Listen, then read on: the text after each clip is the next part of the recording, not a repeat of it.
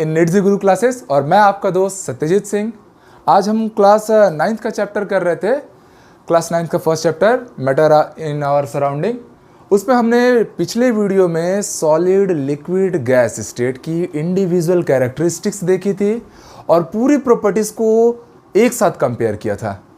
चलो बच्चों, अगर आपने वो वीडियो अच्छे से कवर किया है और सॉलिड लिक्विड गैस स्टेट की पूरी प्रॉपर्टीज़ आपको अच्छे से एक्सप्लेन्ड है, तो ये कुछ क्वेश्चंस हैं, मुझे लगता है तुम लोग इसको with in a fraction of second answer दोगे। तो देखो पहला क्वेश्चन क्या है। पहला क्वेश्चन कर रहा था मैक्सिमम पार्टिकल स्पेस किस में होता है बच्चों। मैक्सिमम पार्टिकल स्पेस सबके दिमाग में आया ना। Very good, gas state. Gas के जो पार्टिकल होते हैं उनके बीच का इंटर पार्टिकल स्पेस सबसे ज़्यादा आता है। क्वेश्चन नंबर बी देख लो, ये ए था। क्वेश्चन नंबर बी क्या कह रहा है, आपसे पढ़ पा रहे होंगे। द मैक्सिमम पार्टिकल मोशन, सबसे तेज मोशन या काइनेटिक एनर्जी किसकी होती है। इसमें भी कौन आता है, अगेन गैसियस पार्टिकल। सॉलिड वाले तो मोशन ऑलमोस्ट नेग्लिजिबल मानते हैं, मूव ही नहीं करते वो अपने स्पेस को छोड़ के, ठीक है, अपनी जगह को छोड़ के। Question number C, defined volume but not defined shape, ये किसकी प्रॉपर्टी है। कुछ आया दिमाग में। किसका वॉल्यूम डिफाइंड होगा बट शेप डिफाइंड नहीं होगा, that is liquid state. Liquid state में आपने पढ़ा है, सॉलिड में आपने पढ़ा था कि वॉल्यूम एंड शेप दोनों डिफाइंड रहेंगे। लिक्विड में वॉल्यूम डिफाइंड रहेगा, शेप डिफाइंड नहीं रहेगा। और वहीं गैसियस स्टेट में कुछ भी डिफाइंड नहीं रहता है, रेंडमली घूमते रहते हैं, ठीक है, मतलब स्वतंत्र हैं वो लोग, मस्त आज़ाद। अब चलिए डी वाला पार्ट देखते हैं। क्वेश्चन नंबर डी बोल रहा है लीस्ट डिफ्यूज़न। भैया डिफ्यूज़न का मतलब क्या होता है, तो मैंने एक्सप्लेन किया है कि दो लोगों का आपस में एक दूसरे में मिल जाना, घुल जाना, डिसॉल्व हो जाना, उसको हम क्या नाम देते हैं, डिफ्यूज़न। तो सबसे लीस्ट डिफ्यूज़न किस में होता है, तो सॉलिड। जैसे मैं एक कॉपर रॉड और एक आयरन रॉड को मिला दूँ ऐसे सॉलिड स्टेट में, क्या वो लोग कभी डिफ्यूज़ होंगे, क्या नहीं। अगर डिफ्यूज़ करना होगा तो हम क्या करेंगे, उनको मेल्ट करेंगे तब वो डिफ्यूज़ होंगे। मतलब सॉलिड को लिक्विड बनाओ तब डिफ्यूज़न होना पॉसिबल है। तो लीस्ट डिफ्यूज़न पूछा गया था, तो वो कौन सा स्टेट है, सॉलिड स्टेट। मैक्सिमम डिफ्यूज़न किस में होता है बच्चों, गैस में। हाइड्रोजन लाया, ऑक्सीजन लाया, मिलाया, देखो पूरा मिल गया, ठीक है। तो ये था आपका कुछ कैरेक्टरिस्टिक्स पॉइंट से रिलेटेड क्वेश्चंस। अब हम हमारे जो दो और स्टेट ऑफ मैटर बाकी हैं, plasma and boss Einstein condensate state, अब उस पर बात करते हैं। ये लिटिल बिट कंफ्यूजिंग रहेगा पर सुनिएगा। अब देखो ये हमारा मैटर का फोर्थ स्टेट है, दैट इज प्लाज्मा स्टेट, ठीक है। प्लाज्मा में एक्चुअल में होता क्या है, तो आप इसका डेफिनेशन पढ़ लीजिए। The state consist of super energetic and super excited particles. अच्छा, मैंने पहले ही आपको बतला था कि प्लाज्मा कहाँ होता है, सन के सरफेस पे, क्योंकि वहाँ का टेम्परेचर, वहाँ का प्रेशर इतना हाई है। मैंने टेम्परेचर भी बताया था पिछले वीडियो में कि सन के कोर का temperature near about 1.5 crore degree Celsius होता है। सरफेस का देखा जाए तो लगभग 6000 केल्विन या 6000 के या 5700 डिग्री सेल्सियस के आसपास का उसका सरफेस का टेम्परेचर है। तो उस हाई रेंज ऑफ टेम्परेचर पे ना तो सॉलिड एग्जिस्ट करेगा, ना लिक्विड, ना ही कोई गैस। तो वहाँ कौन सा स्टेट ऑफ मैटर आता है, दैट इज प्लाज्मा स्टेट। तो प्लाज्मा स्टेट में जो पार्टिकल्स का जो एनर्जी है या जो पार्टिकल की जो एक्साइटेड स्टेट है वो सुप्रीम होती है। मोस्ट एनर्जेटिक पार्टिकल कहाँ मिलेंगे, प्लाज्मा स्टेट में। अब बच्चों ये जो एनर्जेटिक पार्टिकल रहेंगे ये जनरली आयोनाइज्ड गैस या फ्री इलेक्ट्रॉन्स के फॉर्म में रहेंगे, ठीक है।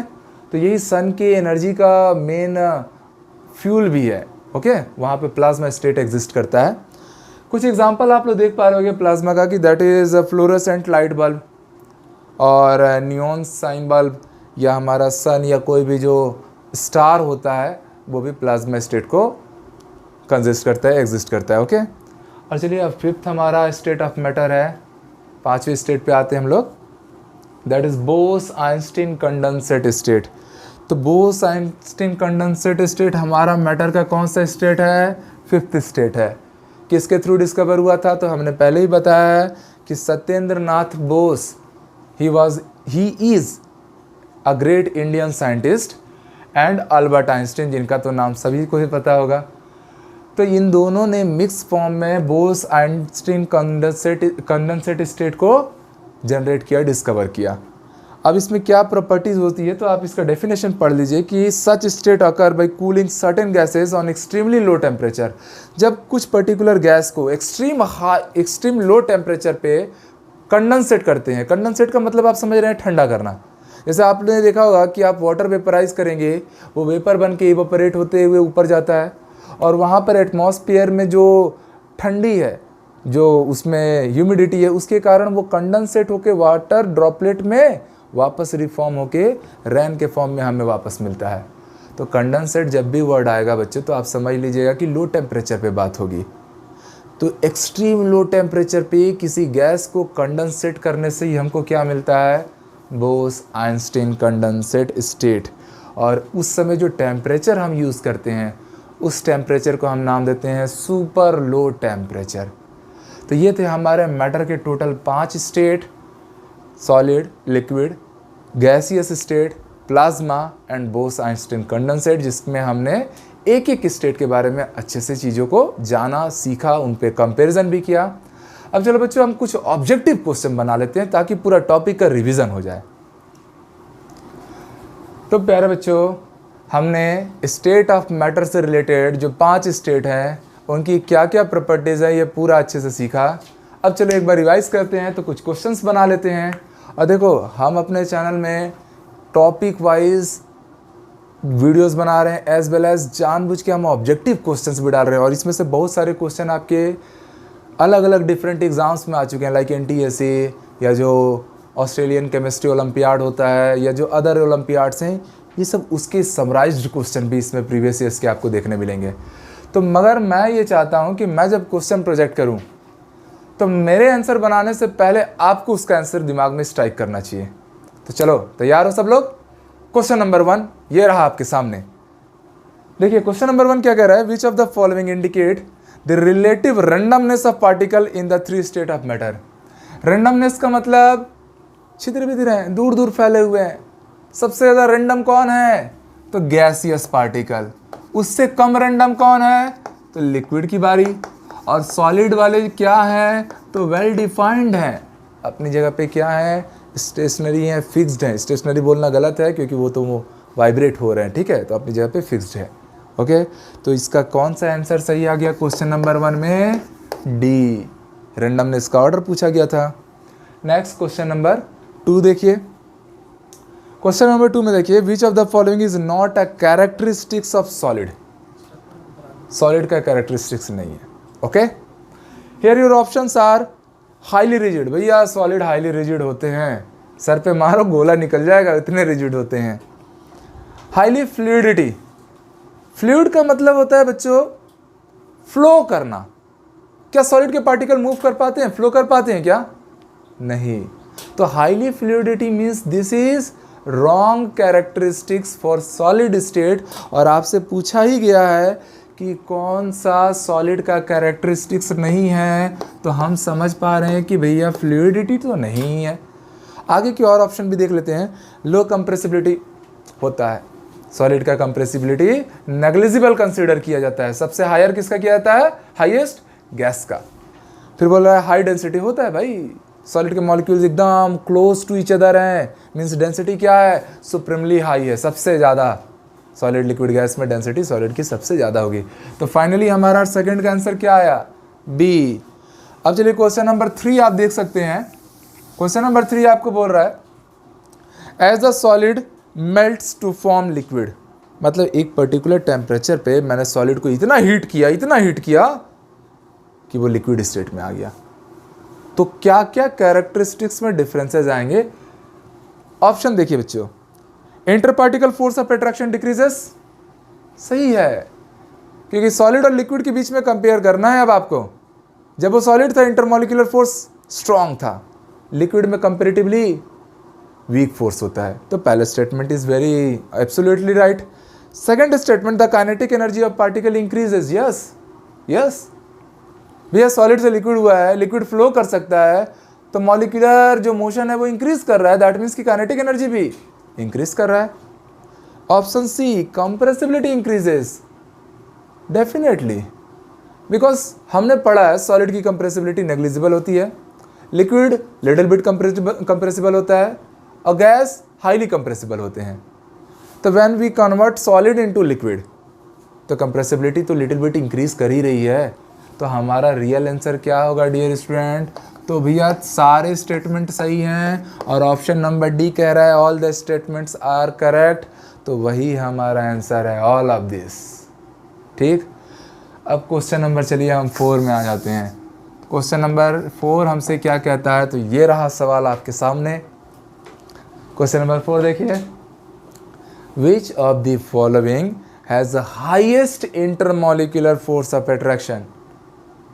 कुछ ऑप्शन दिए हुए हैं, liquid water, liquid ethyl alcohol. Liquid ethyl alcohol मत समझ लो वाइन के बारे में बात हो रहा है, बिगाड़ मत जाना। Gaseous CO2 and option D is solid CO2। तो बच्चों आपको पता है इंटरमॉलिक्यूलर फोर्स ऑफ अट्रैक्शन सबसे ज़्यादा किस में होता है? नो डाउट सॉलिड में। सॉलिड है ऑप्शन में, बस वो हमारा आंसर है। तो क्वेश्चन नंबर 4 का रियल आंसर क्या आ गया? डी। और एक चीज़ और जान लीजिए, सॉलिड CO2 के बारे में मैं आपको बता दूं कि इसको हम आजकल नाम देते हैं ड्राई आइस।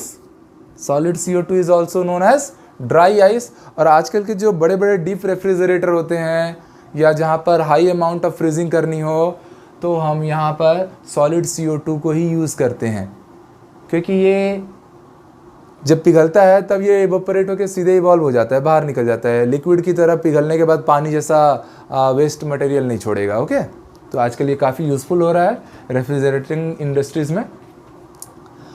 अब देखिए क्वेश्चन नंबर हम 5 करते हैं। तो हम इन क्वेश्चंस के थ्रू जितने भी कॉन्सेप्ट हमने अभी तक पढ़े हैं, सॉलिड, लिक्विड, गैस और बाकी की स्टेट से रिलेटेड, वो सबका हमने रिवीजन भी कर लिया। एक बड़ा प्यारा सा क्वेश्चन आपके सामने आ रहा है जो मैचिंग ओरिएंटेड है। तो दिमाग लगा के प्यार से सब लोग सोचना। तो ये रहा क्वेश्चन। आपको कॉलम ए साइड में, वन साइड में दिया है लिक्विड, सॉलिड, प्लाज्मा और BEC। BEC का मतलब है बच्चों बोस आइंस्टीन कंडेंसेट स्टेट। ठीक, और कॉलम 2 साइड में आपको दिया है P में डिफाइंड शेप, Q में डिफाइंड वॉल्यूम, C में सुपर लो डेंसिटी और D में दिया है सुपर एनर्जेटिक। तो क्या क्या आंसर होगा? तो चलिए अगर मैं बात A की करूं, मीन्स लिक्विड की, तो लिक्विड में अगर मैं पहला P देख रहा हूं, क्या डिफाइंड शेप होता है क्या? नहीं, लिक्विड के पार्टिकल का वॉल्यूम डिफाइंड होता है डियर स्टूडेंट, शेप डिफाइंड नहीं होता। तो A के लिए कौन सा आंसर हो गया? Q। ठीक है, ऑप्शन B पे आते हैं, सॉलिड।